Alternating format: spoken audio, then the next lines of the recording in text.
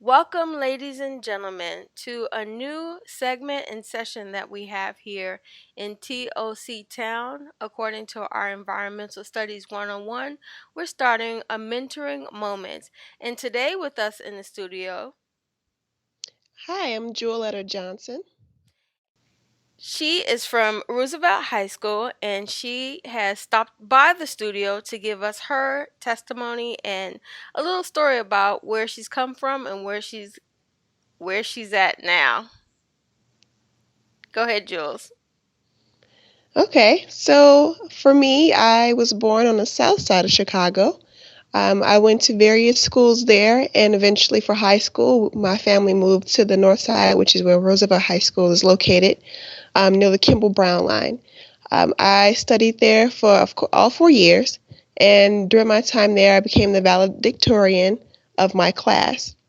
Of course, during my time there, I had a lot of mentors, and Miss Brashard was one of them, one of the people in the school who saw the potential I had for success and was able to mentor me through the process of not only just developing my sense of self, but also applying for colleges and stepping outside of my comfort zone of where I will be accepted, and just encouraging me to push myself outside of even the state of Illinois.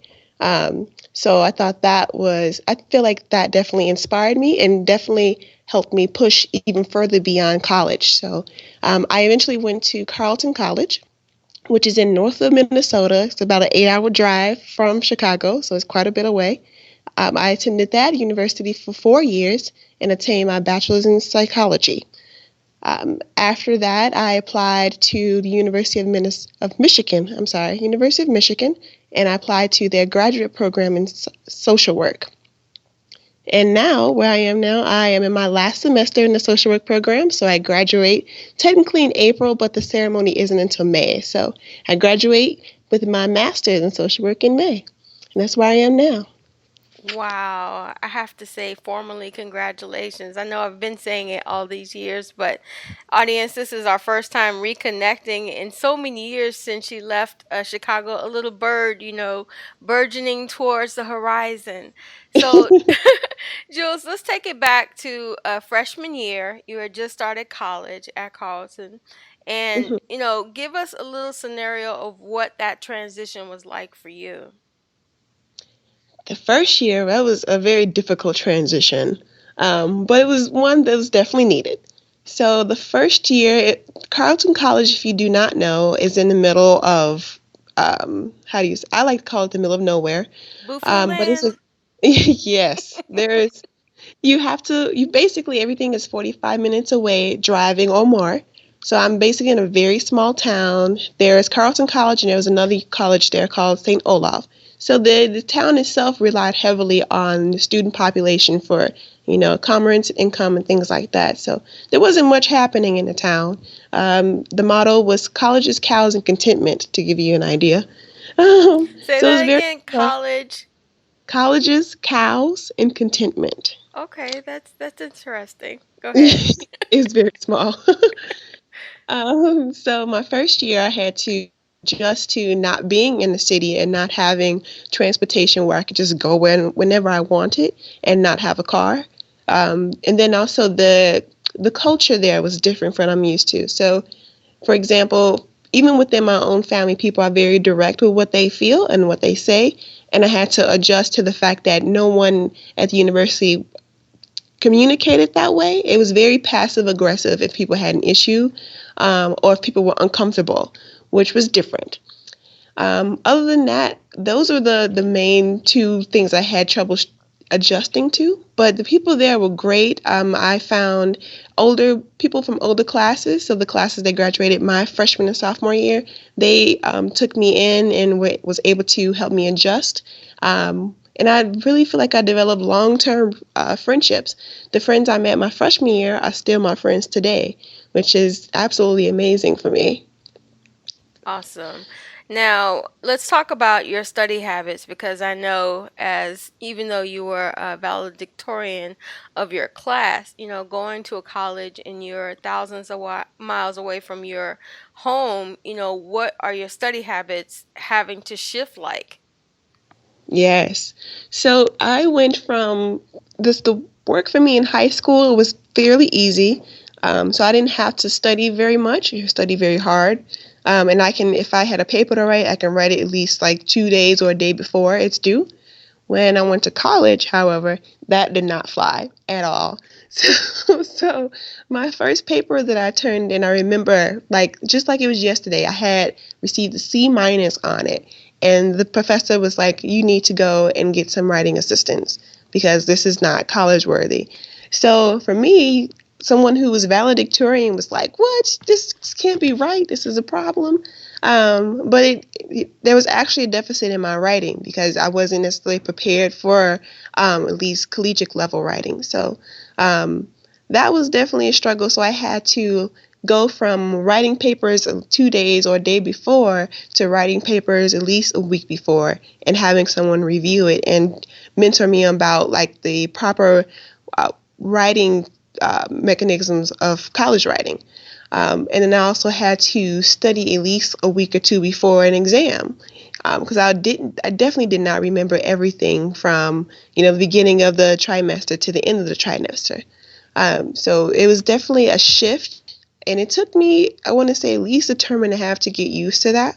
But at least by the end of my senior year in my college experience, I was able to do it much quicker than that. So Well, for I know me, Jules personally is a fighter, so she doesn't give up too quickly. So this is one thing I appreciate about her, because you came from a community which, the media has portrayed as someone that, is not necessarily diligent in studies, but you definitely proved them wrong.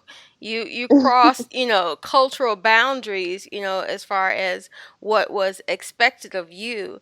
Let's turn the tables a little bit to say, you travel a little bit before you went to Carleton. Can you talk about that? it wasn't before. It was actually during my time at Carleton. Okay. Um, because traveling was is very expensive, and my family did not have the funds to do that, nor did I, of course. So during my junior year at Carleton, there was a study abroad opportunity, which I highly recommend.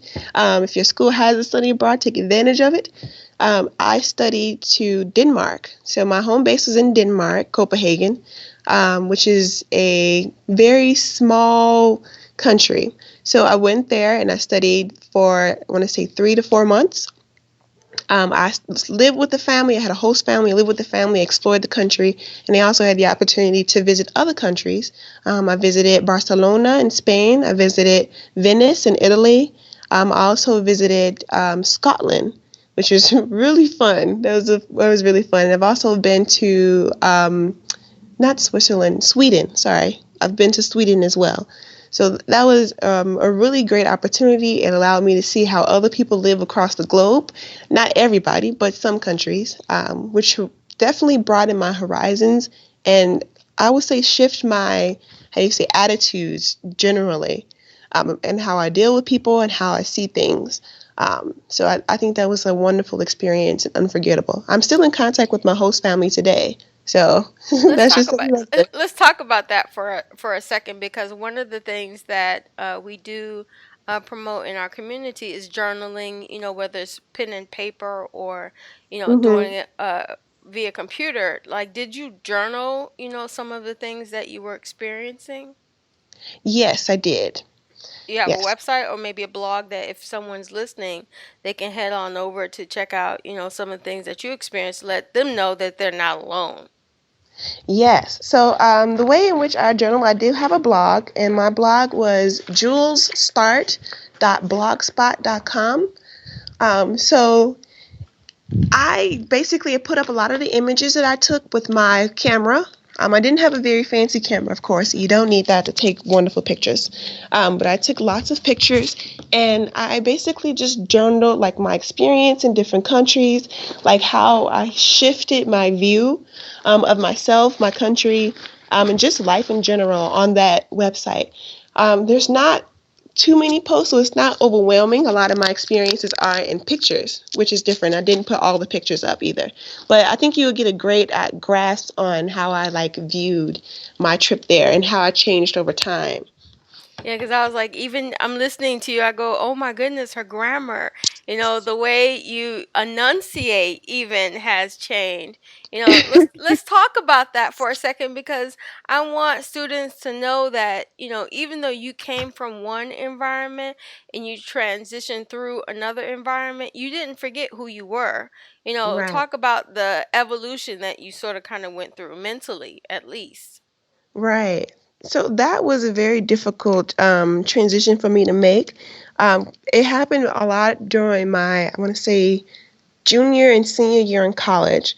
And I felt like if I was changing the way I talked, I was losing my culture, and which I've seen a lot of students do at that time as well because they wanted to fit in, they wanted to be accepted as intellectual beings and not have to be questioned because of their racial background or their income. So they would change the way they talked and change how they interacted with people.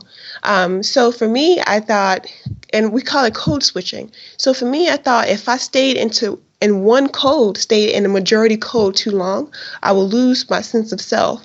However, I think I talked to like older graduates, and that's not the case. Like you can code switch and present yourself in a way in which the majority students and the majority of this country will understand, but maintain your sense of self, your sense of identity and culture, and not allow that to be challenged, in a negative way. So that transition for me was very difficult. I remember having multiple conversations with my mentors, my parents, my siblings, feeling like I was leaving them behind or I was, becoming whitewashed, quote unquote, which is another thing people complain about. But that's not the case. You still have to present yourself in a way in which people would hire you, and that's the reality that it is in this country. It may not be nice, but that's the way it is. You need to be able to code switch. I love it. I'm looking forward to more sessions with you, but if you had to say to a younger Jeweletter, how would you say to her, encourage her or inspire her to keep going and to keep doing, or even just to take the leap of faith? hmm Yeah, I think what I would say is don't be afraid, and that sounds very cliche, but I think a lot of things that kept me from engaging with different people who are extremely different from me, or even going on trips that was way out of my comfort zone, was that I was afraid.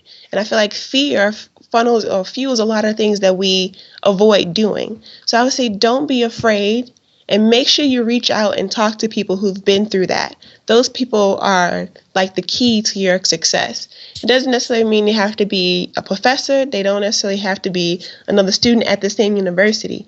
But find someone who's been through that experience and keep up with them and say, hey, this is what I'm feeling. Don't be afraid to share, your deep thoughts because those are what can keep you from being successful eventually. If you continue harboring those negative thoughts, just put it out there and be like, hey, I need help. Help me. I'm scared, and that's fine. And people will definitely lend a hand. Thank you so much for checking in with us here at TOC Town. Listeners, if you have a question or you would like to receive advice regarding your career and counseling, be sure to email us at toctown14@gmail.com. We have several counselors who are able to assist you, to guide you along your path, and definitely inspire you to get to know your environment so that you can embrace it and become successful. Thank you, Jules, once again. And listeners, stay tuned for